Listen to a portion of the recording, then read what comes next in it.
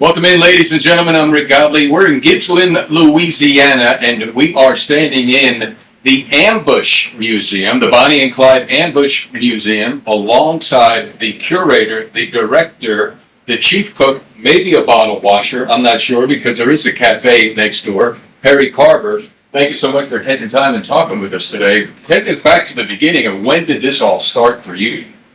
It started for me when I was 8 years old. My grandparents knew Ted Toddy. He was the last private owner of the death car, and he used to let me play in the car.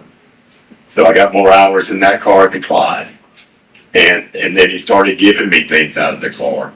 I've got a box full of shattered glass, a big box full of shattered glass. I've got the door handle from the car. I've got a piece of the front seat that he had cut out and gave me with blood stains on it. All that's on display here. I got the hood ornament. That was the last thing he gave my grandfather to give me. And that's all here. So when folks come for the Bonnie and Clyde, the authentic Bonnie and Clyde Festival, the 30th one on May 27th, you can come into the Ambush Museum and see all that. Where was that? Was that here in Bienville Parish, where you grew up? Or No. when you were 8? Where were you living at 8 years old? I was in Atlanta, Georgia. So the car made it over there The sometime. car was in Marietta for years in storage. How did it get Mr. Toddy, he owned it. He lived in Atlanta.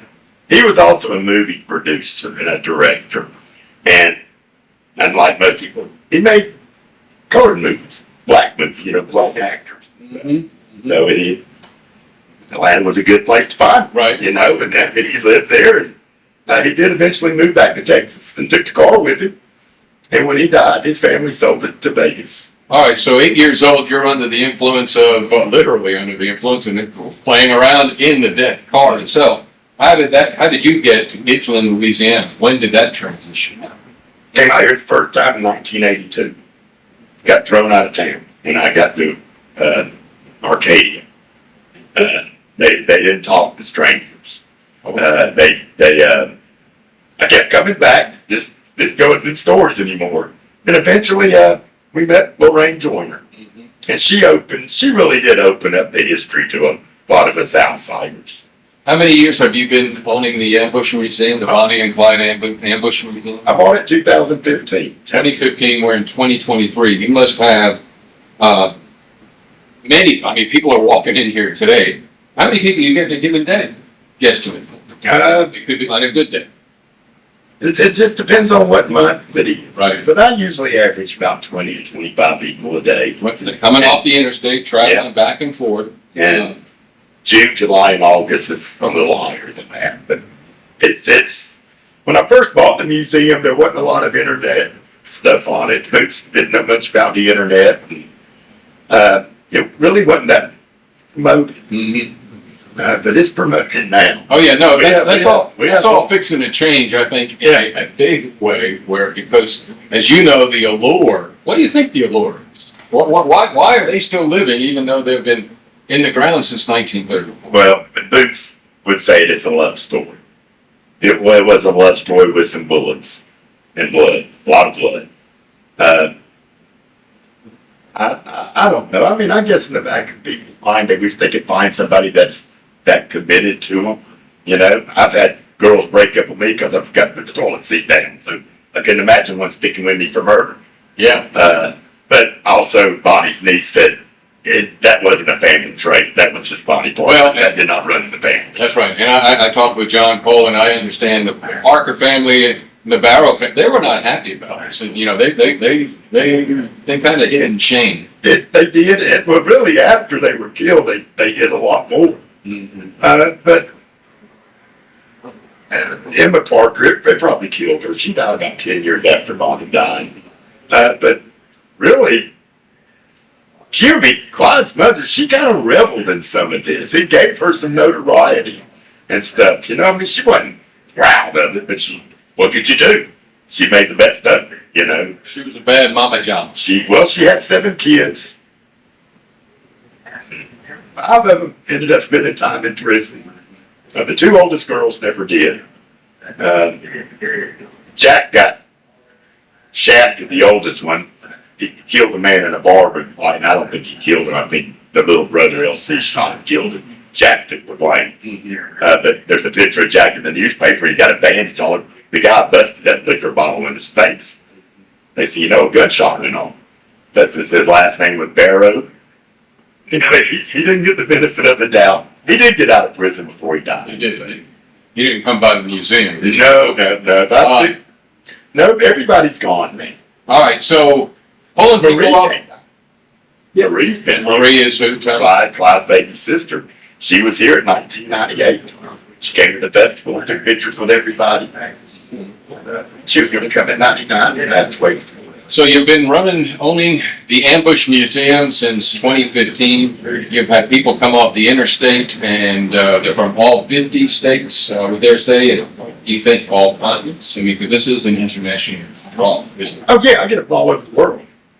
Yeah, I get it from all over the world. Can you tell us about the most intriguing one from the farthest, remotest part? Well, I've had it from Tokyo, I've had it from Romania, New Zealand, Australia. They come from all over the world. I mean, really, it's they don't speak any English. All they can say is Bonnie and Clyde.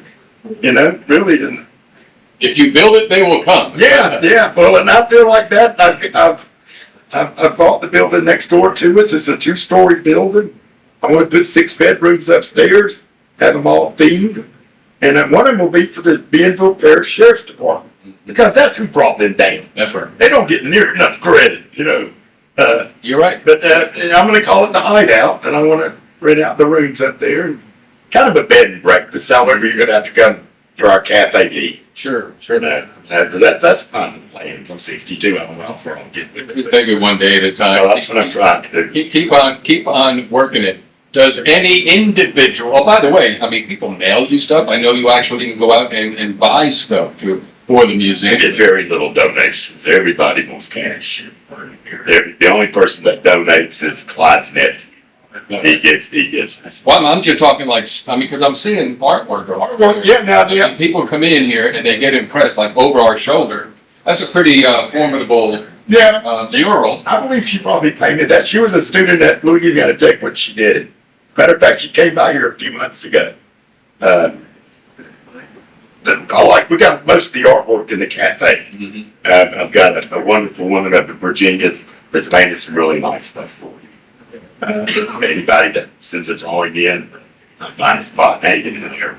All right, before we go, we've got to find out who really does own the museum and runs the museum. He was laying on the counter when I walked in. That was Mr. Kitty. Mr. Kitty. He's a celebrity in his own right. Yeah, I know he is. And he looks like he... It's all about Mr. Kitty. The museum is just the bonus. That's right. So come see Mr. Kitty and all of the... I mean, how many items am I standing in, roughly? Yes, I have a lot of authentic things in here. Mm-hmm. I don't label everything, but I actually caught 2 boys trying to steal a pistol one day. And shame on them, they stole a replica pistol. But I do have his guns. I have a lot of his guns. The story about Hamer getting the guns, that's just Texas allure. The sheriff here kept the guns. The sheriff here was in their jurisdiction. He didn't want to give the lady back her car when they got killed in it. She had to come down here taking the federal court, Ruth Warren, and get her car back. Her husband didn't want the car back, but she did. And she came down here, and really the sheriff refused to give it to her. The judge put a warrant out for his arrest, so he gave the car back.